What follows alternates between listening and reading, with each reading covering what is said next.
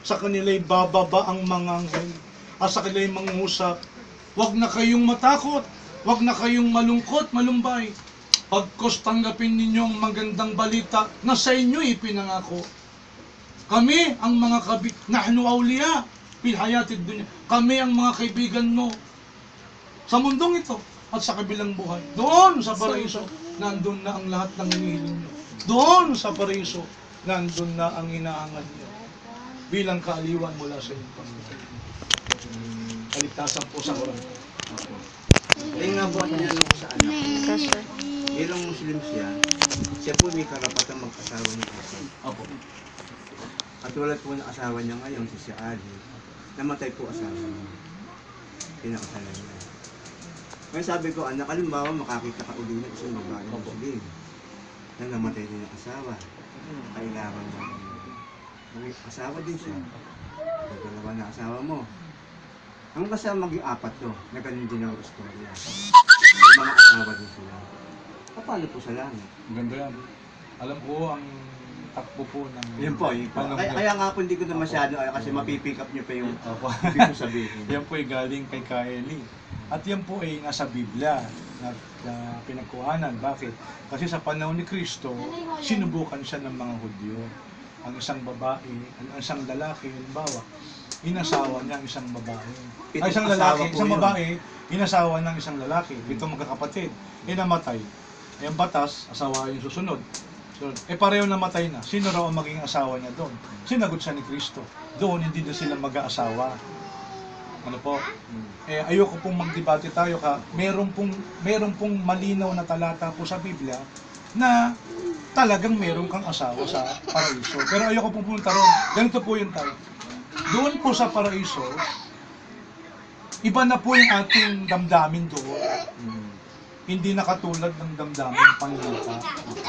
Doon sa paraiso, pati yung babae, kung sino yung kanyang kaligayahan na lalaki, yun ang kanyang mapapangasawa. Hindi na katulad ng panlupang damdamin. Doon bibigyan siya ng asawa, doon bibigyan kayo ng asawa. Kung sino yung mahal na mahal ninyo, kung sino yung nasa puso ninyo, kung sino yung hinahangad ninyo, no? Yun po ang ibibigay sa inyo ng Panginoon. Hanggang doon lang po tayo. Hindi po namin kayang mag-imagine kung ano pa yung meron tayo doon, sapagkat ang sabi niya, merong siyang inihanda na hindi man lang nasulyapan ng limang mata, o hindi man lang narinig, o hindi man lang naamoy, o hindi man lang naramdaman. Meron pong pero binigyan tayo ng idea, meron po tayong asawa doon.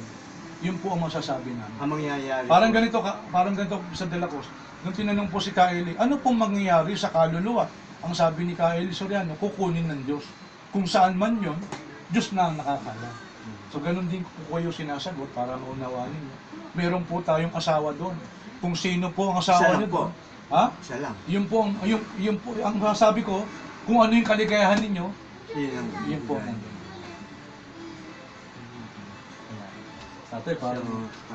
Isang asawa lang. Kahit pala, maging apat ang asawa ng anak ko, pagdating sa langit, isa lang ang magiging asawa niya. Hindi ko po sinasabing isa lang.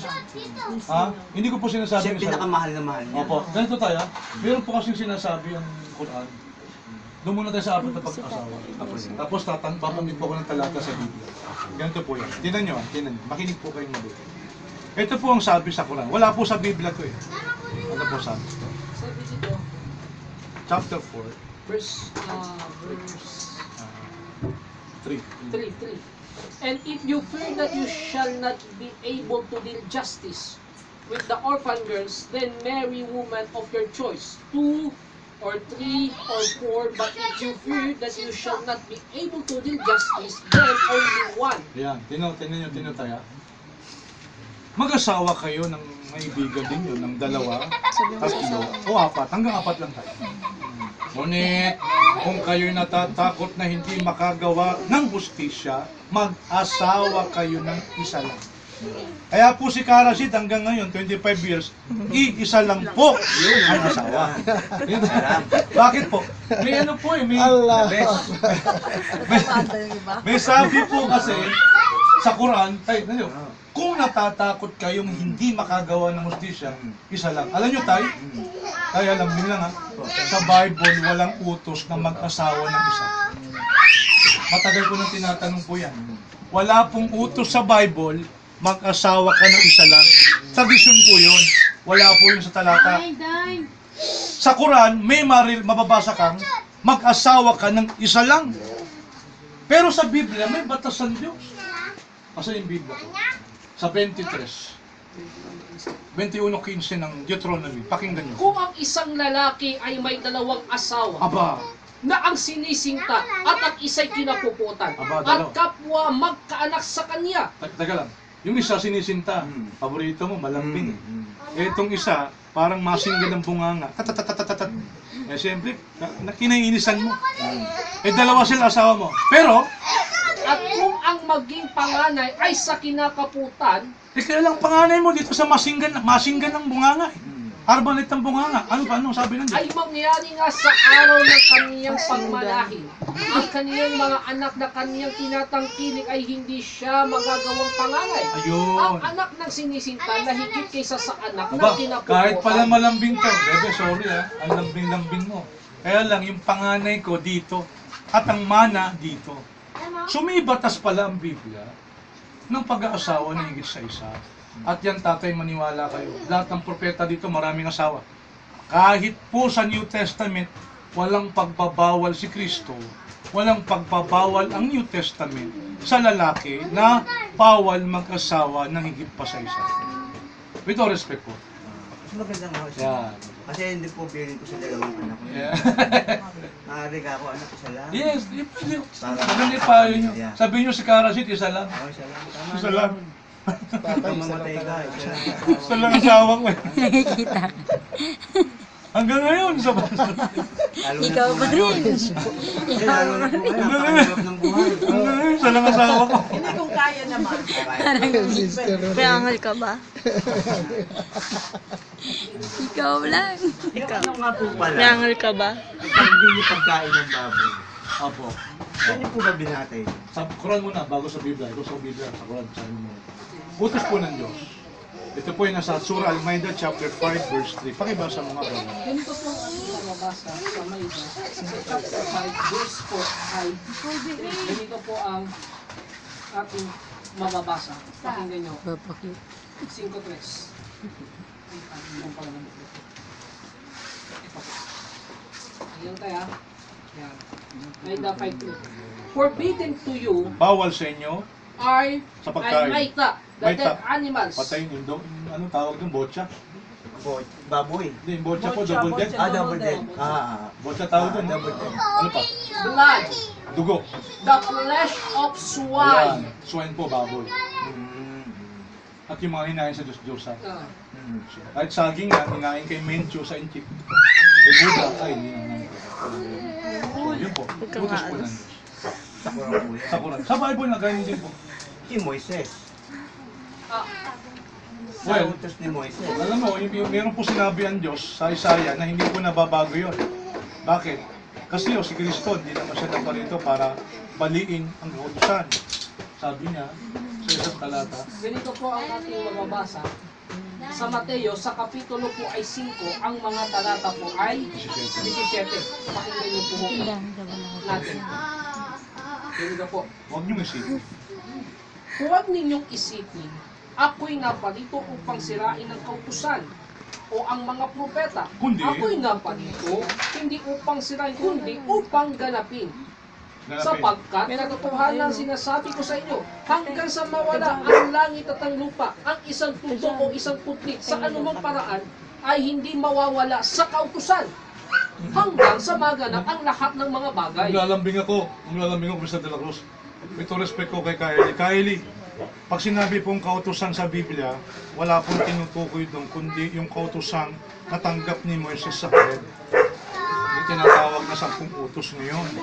Magkagayon pa man, other than that, yung mga utos na natanggap ni Moises, meron pong sinabi ang Diyos sa Biblia, ano ang kanyang pagbabanta sa mga kumakain ng baboy Ganito po ang ating mababasa. sa Isaias. Sa Isaiah, sa kapitulo po ay mga 66.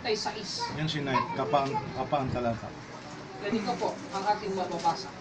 Isayas kapitulo 66, ang mga talata po ay 15, 16 hanggang 17.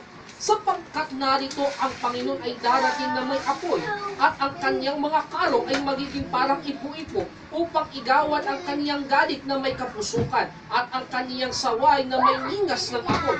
Sapagkat sa pamamagitan ng apoy, makikipagpunyagi ang Panginoon at sa pamamagitan ng kanyang tabak sa lahat ng mga tao at mapapatay ng Panginoon ang magiging marami. Silang nagpapakabanal at nagpapakalinis na nagsisiparoon sa mga halamanan sa likuran ng isang gitna sa nagsisikain ng laman ng baboy at ng kasuklang-suklang at ng daga. Sila'y darating sa isang wakas ng magkasama, sabi ng Panginoon. Aba, yung kumakain pala ng baboy, karumal-dumal, may pagbabanta pala ang Diyos. Si Isaiah po yun. Yun po, nakalagay sa Bible. Kay Moises po, ganun din. Ano po? Opo. Kaya bawal po. Pero ito po, Moises. hindi po kasi to, alam mo ninyo, Mr. De La Cruz, sa pag-aaral ko po kay Kylie, kapag tinanong siya, bawal po bang sumamba sa libulto? Magbabasa siya sa Old Testament. Wala po siyang ibang batayan. Pati tato, bawal po. Walang batayan kundi nasa lumang tipan. Pati yung pagtabi. Ha? Yung ikaw, yung halimbawa, makita yung kahubaran ng iyong ina, kahubaran ng iyong anak, pupunta siya sa Old Testament eh. Doon din ang batayan eh. Tay, ako maglalambing sa iyo, pwede ba? Tay, gusto ko lang maging totoo kayo. Kung talagang totoo, gusto niyo mapunta sa tamang landas, ang tunay na dating daan, ang Islam. Tarik ka din kung tawagin. Tay, ito, total, isa lang naman ang Diyos na lumalang sa atin. Ibigyan ko yun ng 5 minuto, manalangin kayo. Diyos ko, kung totoo sinasabi ng mga Muslim na ito, buksan niyo puso ko sa Islam. Kung hindi naman po totoo sinasabi nila, eh huwag niyo nang hayaan makita ko pa mga pagmumukha nila. Hindi, kanina po eh, bago po tayo kita-kita, nagdalangin na po. Oy, amin. Allah. Ya sami'ud du'a.